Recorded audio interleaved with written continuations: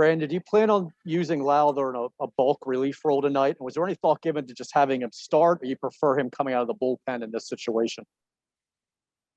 Yeah, I think I'm not exactly sure when I'm going to use him. I'm kind of see how the game's playing out, and Harvey's excited about kind of opening for us, just because he's not going to pitch for a few days after, a little while after.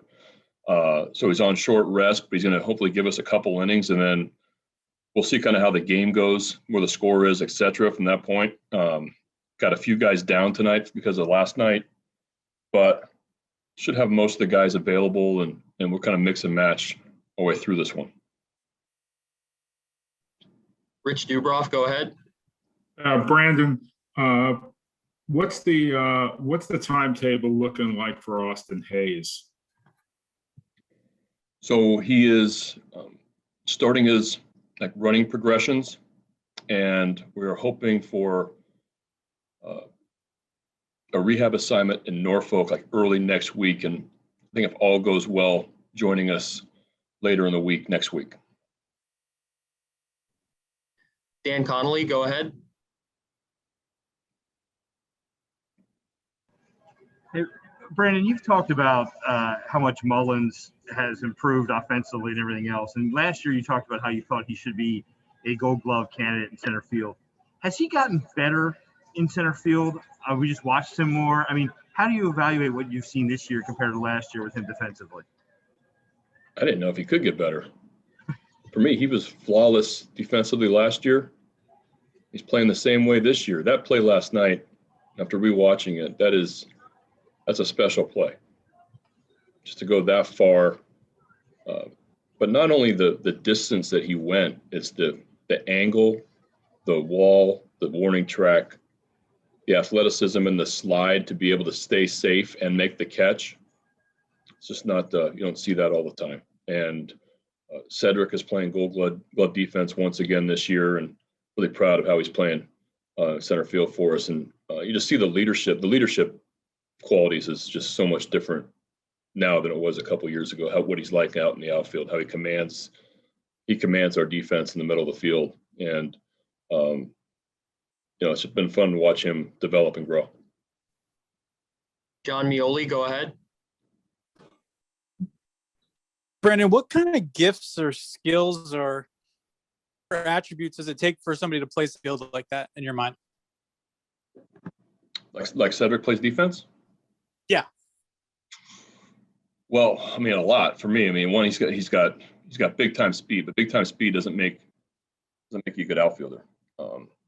He's got really good instincts with reads off the bat. One, he works every day on it.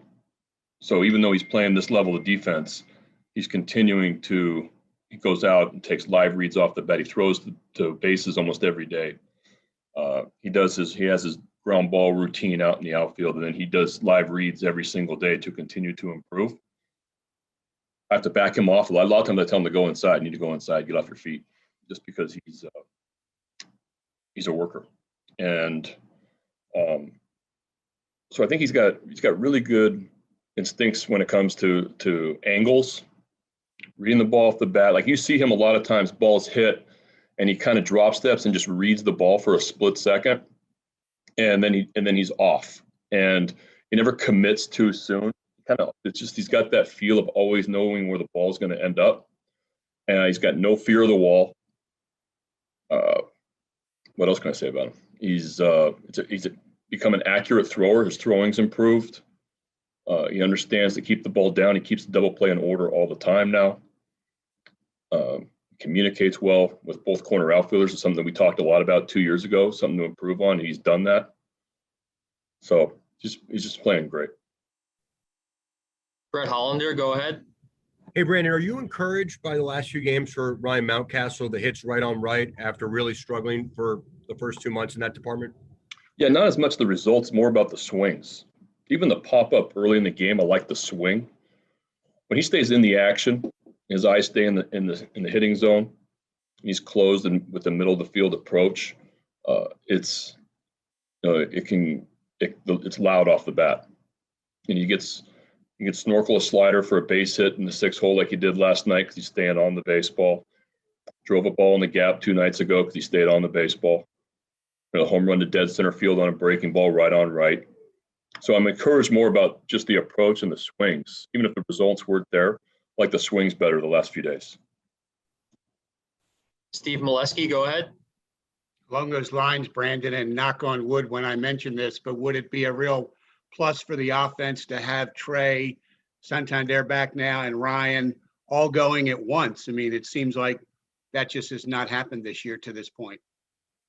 Yeah, it's been kind of a upper half offensive attack a little bit, and to win this league, we got to have more guys pitch in, got to contribute down up and down the order, and that was nice about last night was Ryan pitched in, but also Sevy with a homer, Franco with a homer.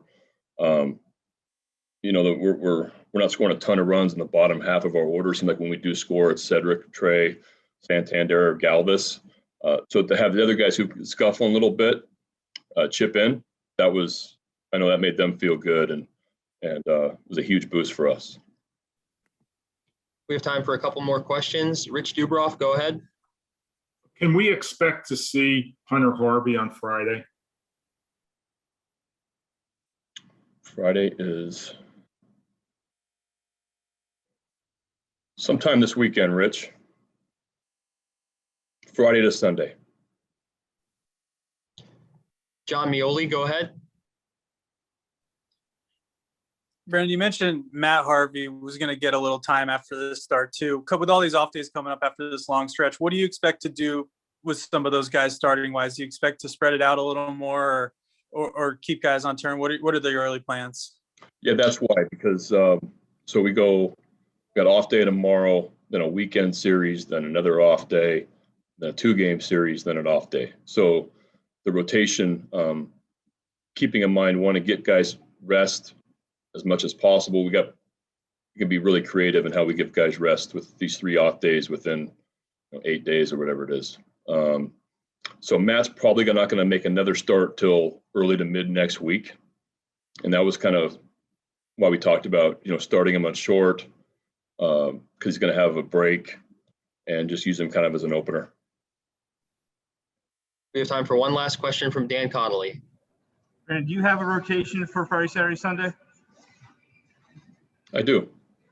Have we told the Indians? I think we have, right? I can announce it. Yeah, Aiken Friday, Means Saturday, Lopez Sunday.